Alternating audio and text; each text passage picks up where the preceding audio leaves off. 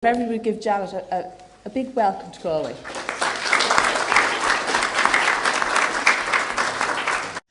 So good to see you. I was very happy to be able to meet a lot of you yesterday and talk with you. So I started to get a sense of how things work in Ireland, which is a little bit different than other places. So that was really helpful, and it was also just nice to chat with people, because that was kind of fun to hear your war stories and so on and so forth. So as you know, I'm here to talk about a study that I led at the OECD on teaching, learning, and assessment for adult foundation skill learners. This is a study that was published in 2008. And to be honest, when Fergus contacted me and said, "Will you speak here?" I thought, well, maybe this is starting to get a little bit out of date. I'm not quite sure. Fergus helpfully suggested that comparative lessons from abroad might still be very relevant. And as I was talking with you yesterday, I also realized that a lot of what we saw on the ground while we were doing this study is still very, very relevant. The things that have probably changed the most are maybe some things in e-learning and in policy, but in terms of practice and research base, I think a lot of it is still very relevant. So hopefully this will be something that will resonate with you. One thing to sort of start with is, as you know, OECD is a policy organization. It's really very rare for us to get into classrooms. But we thought that this would be an interesting approach. I ran a kind of a program called What Works in Innovation in Education, and we felt that the best policy will be made if it's informed by practice on the ground. So we started with a study on formative assessment in lower secondary schools in 2002 and covered several countries. There was a strong evidence base on the impact of formative assessment on learning. We wanted to take that to adult learners with foundation skill needs because it's really an area that's understudied, not only in terms of practice, but in terms of the whole macro level as well. So we took that as the starting point for this study. And as we were doing this study, we also realized that it was much more than just the act of formative assessment in classrooms. It was the whole process of learning, from the welcoming to the recognition and learner process at the end. So that's where really the approach that we took. So let me start with the research findings. This is something that you will not be surprised. We don't have a lot of evidence about what works, what has a real impact on adult learners. There just isn't an evidence base there. There are a lot of people who write about the process, about methods that work, and contact with learners that seems to be most effective, but we don't have controlled studies that show what the impact of different approaches is. Compare this with the study that we did on formative assessment for younger learners, where we started out with a very important research review that had been conducted in the UK by Paul Black and Dylan Williams, showing that formative assessment was among the most effective educational interventions ever identified. And from there, we can go and look at how to make that happen in classrooms. Here, we can start with some research that's important for younger learners, but we really don't have as much research on how that can work for older learners.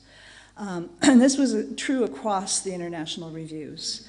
And our various reviewers developed their own hypotheses about why this was so. They thought that this might be associated with the fact that this is a compensatory kind of field. And there's a reluctance to really have learners participate in studies when they're kind of experiencing their own fear and frustration of getting back into learning. There's also kind of this association with any kind of assessment, whether it's initial, ongoing, or final assessment, with selection. And that's so contrary to what adult learning has been that even alternative forms of assessment don't get studied. Again, there's the assumption that anything that applies to younger learners will automatically apply to older learners. And also, this field is just basically focused on advocacy. So there's not a very strong research base. But what I can say is that there's a rich literature that's based on the practitioner wisdom. So these small-scale studies do form a basis. I think that there's a lot that can be done in this field. We have a strong basis to go forward. There are some, I'm sure, more small-scale studies that have been conducted since I was plunged into this field. But what we need is a whole lot of studies coming together so we can start to see what works most and for whom and under what conditions. Bringing all this together, in the OECD role, we never really made recommendations, but really talked about principles, because every country will have its own way of doing things. But the principles identified based on all this were the following. There were 7 of them that served as a framework. The first one is to promote an active debate on the nature of teaching, learning, and assessment. So this is some of what we're doing here, and it's something that should happen in every program between the instructors, the program leaders, and sometimes even the learners being involved in what they need and want. And if you're going to make major changes in your agency, this is a really important part of the culture change. But what's also important is that this kind of debate can happen at the national level, where you have national leaders involved in what do we want out of teaching, learning, assessment, and what kind of principles should drive provision in the adult skills sector. Should programs continue to emphasize learner self-determination? Should there be a greater emphasis on certificates given employment needs? How do we balance these two? What counts as success and for whom? For learners, the success is more about personal goals often, but it also has to be something that can be valued at a systemic level. So what kind of certificates can we get for people that will help them advance in life? So that's really the first one, again, is debate, and that's debate about the very nature of teaching, learning, and assessment for adults. The second one is to strengthen professionalism. Everyone here is already a professional, but all professionals also need ongoing support and opportunities to collaborate. There needs to be more funding to do that too often. There's a need for more human resources, specific supports in terms of professional development guidelines, opportunities to collaborate, online materials, specific forums that you may need to do your work well. That's an ongoing battle in the sector, but it does make a difference. The third one is to balance structure and flexibility. Now this is something I heard you all talking about when I was at the tables yesterday in the last session when we were talking about what would we need in an overall structure. I heard the word flexibility a lot, and people talking about, well, maybe a bank of assessments or something like that. And that all is very much in line with the kinds of things that we found that this is a very difficult field to work in, and learners have very complex needs, and flexibility is needed. At the same time, having some kind of structure and support and tools and guidelines is a big help, and helps everyone get to where they're going in a very professional manner. And this applies to assessment at all steps of the process, from the very beginning to the guidelines for formative assessment in classrooms and the professional development that's needed, and for the final assessment. The fourth one is to strengthen learner-centered approaches. Again, this was very strong in all of the places that we were, but it can be even better. How can we help learners do a better job of persisting in learning is part of that too. As you know, adult learners tend to drop in and drop out. Getting them to drop back in is important. Maybe helping them to persist in their learning when they're actually not in a program can be part of that as well. Persistence is a big issue, and helping them to persist over time is also about helping them know what they want, why they want it, and how they can go about it. So again, the learner-centered approaches are already strong. They can be strengthened a bit more.